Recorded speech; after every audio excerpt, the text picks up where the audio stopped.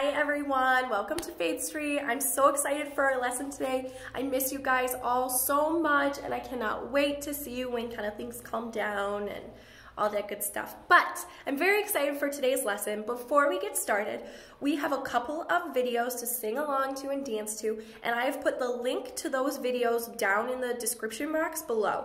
So go ahead, scroll down, click on those links, pause my video, and then once you're done singing along and dancing to those videos, come on back to my video, just press play, and we'll keep going forward with our story. So go ahead right now and press pause. All right, welcome back everyone from your videos. I hope you enjoyed singing along and dancing to those awesome videos that go along with our story. If you did not click on them yet, do it at the end or pause right now and do it.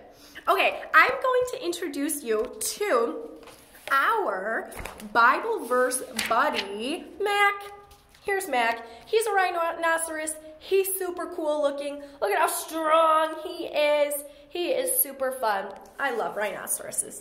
Okay, so our Bible memory verse for today can be found in Nahum chapter 1 verse 7.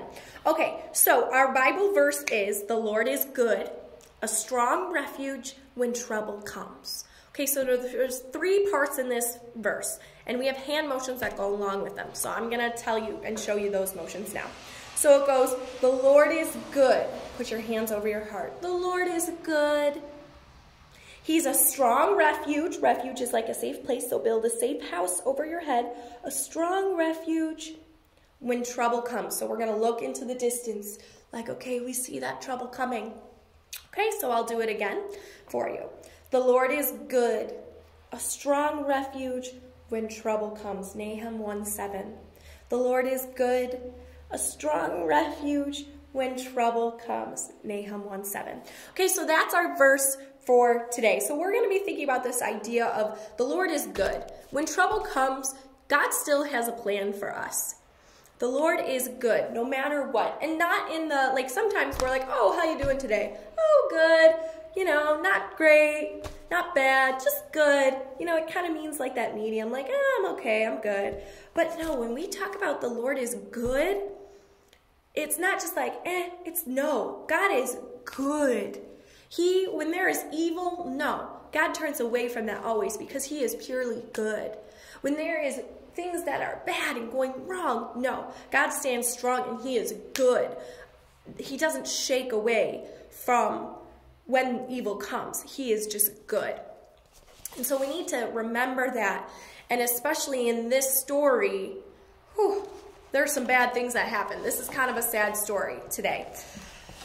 So we really need to remember that. God is good. Okay, so our story today is about Joseph and the colored coat, but specifically Joseph annoys his brothers.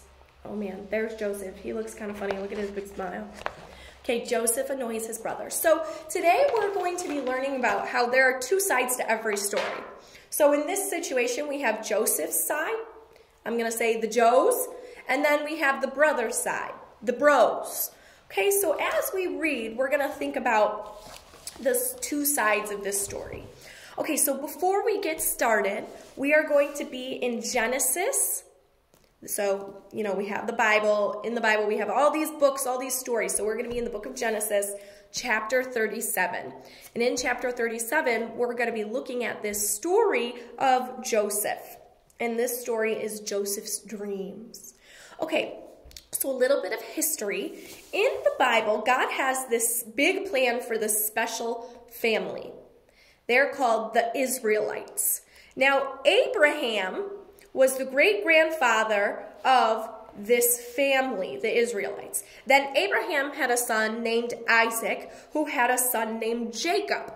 Jacob had 12 sons, and one of those sons is Joseph, the son that we're learning about today. So this story in the Bible is going to talk a lot about Jacob. And remember, Jacob is Joseph's father.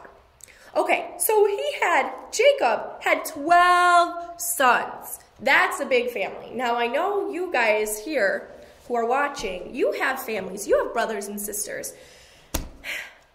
So when we're with our brothers and sisters, Sometimes we fight, don't we? I'm not proud of it, but sometimes my brothers and I, we would yell at each other. Sometimes kick. Sometimes they'd sit on me. Sometimes when we were kids, we were not very nice to each other. We fought a lot. It was kind of bad. We got in trouble a lot. You can ask Pastor George and Mrs. Michelle about it on another Sunday. Sometimes we fought a lot, and that wasn't good. And today we have a story about brothers who are fighting a lot. And like in your family, there are two sides to every story. And so we're going to learn a little bit more and think about the bros side of the story. Why did they do what they did to Joseph? Okay? All right, so let's dig in. Here we go. And remember, I want you guys to think about our memory verse as we're reading.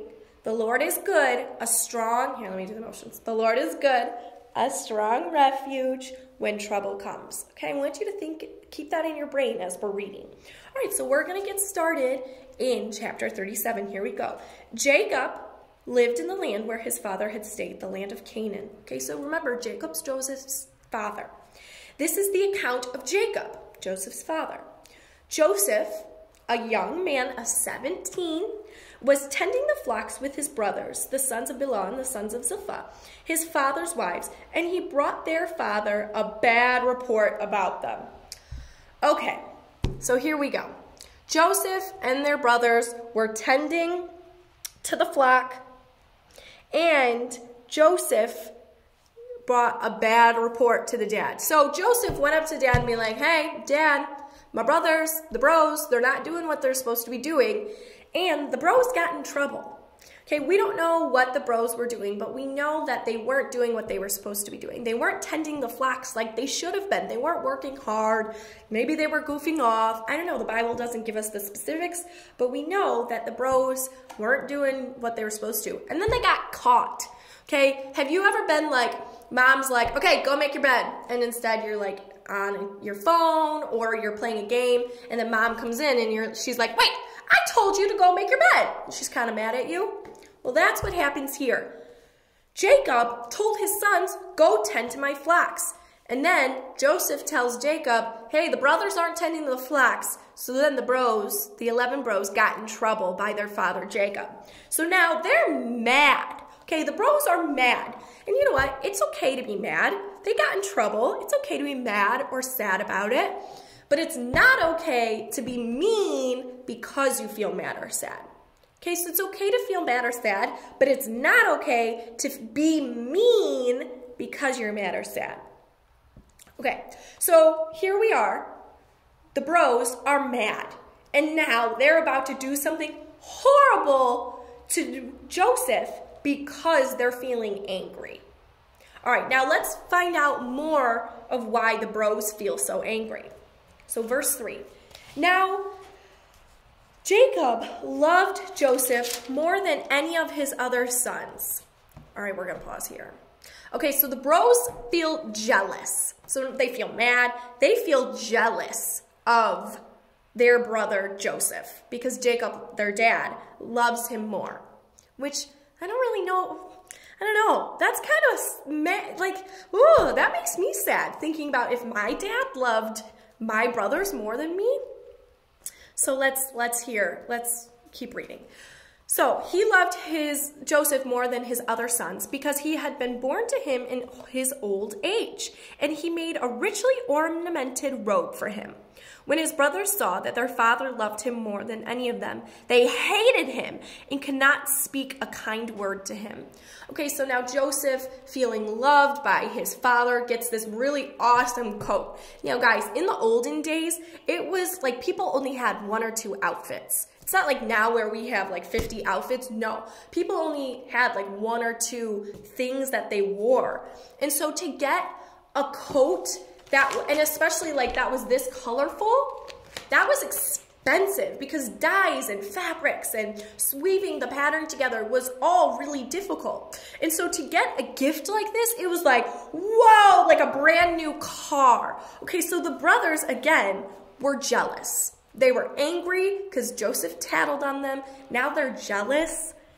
And they wouldn't even say a kind word to Joseph. Now, Joseph didn't do anything wrong. Joseph was just being Joseph. It's not Joseph's fault that his dad gave him this coat. It's not Joseph's fault that he was being kind and honest when he told on his brothers. So we see these two sides of the story. The brothers are really sad and angry because they don't feel loved by their dad, which is sad. And Joseph is just doing his Joseph thing. He's not doing anything wrong. So we have these two sides. Okay, let's keep reading to see what happens next. Joseph had a dream, and when he told it to his brothers, they hated him all the more. He said to them, listen to the dream I had. We were binding sheaves of grain out in the field when suddenly my sheaf rose and stood upright, while your sheaves gathered around mine and bowed to it. Whoa. Okay, so the brothers already don't like Joseph. Now Joseph is saying he had a dream that his brothers were going to bow down and worship him. Now, in Bible times, God spoke through dreams. So this dream that Joseph had is significant. It is giving Joseph insight to something that's going to happen later. This dream is true. It's going to happen. But his brothers are so mad now. They're like, oh my gosh, you want us to bow down to you? Are you kidding me? You're our little brother. Are you kidding me? No, I'm not bowing down to you. Because remember, his brothers already didn't like him. Now Joseph is going to be reign over them? Heck no. The brothers are not having it. Okay, so I'm going to tell you, paraphrase the rest of the story. We won't read it word for word.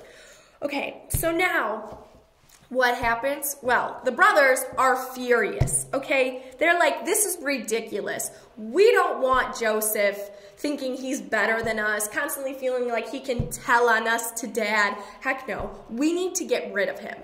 Now, this is where things get bad, guys. It's okay for Joseph's brothers to feel mad and sad, right? But it's not okay to be mean to Joseph because they feel sad. Heck no, that's just messed up. And then next, they plot to kill Joseph. Not okay, okay? That is not okay. It's okay to feel mad or sad. It's not okay to plot to kill someone.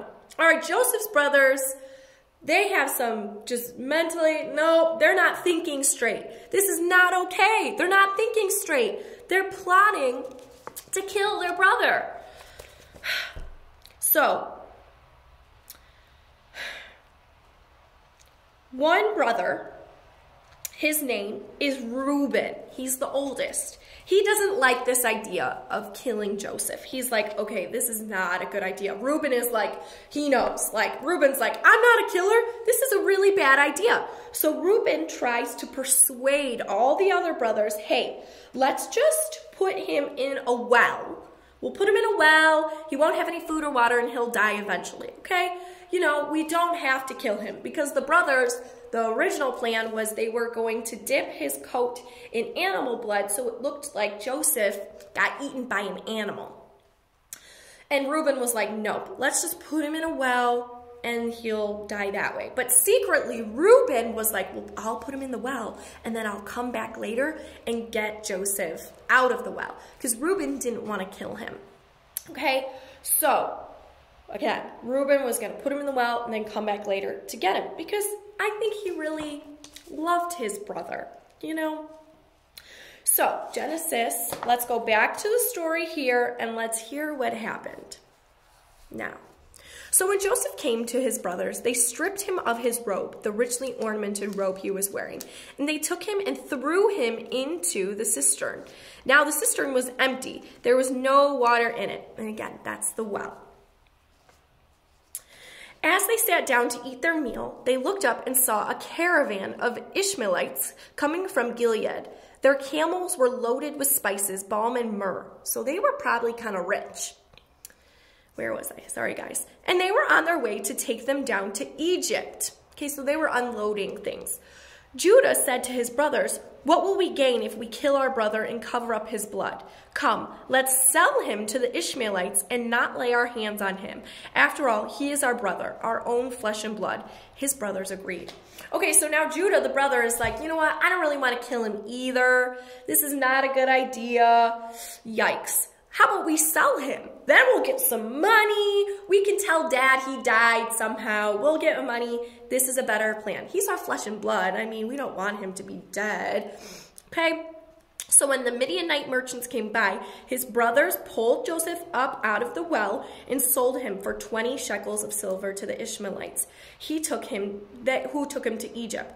When Reuben, remember this is the nice brother, returned to the well and saw that Joseph was not there, he tore his clothes. He went back to his brothers and said, "The boy isn't there. Where can I turn now?" So Reuben is super sad. He's like, "Oh my gosh, Joseph's not in the well. My plan failed." And he tore his clothes. That means he was really sad.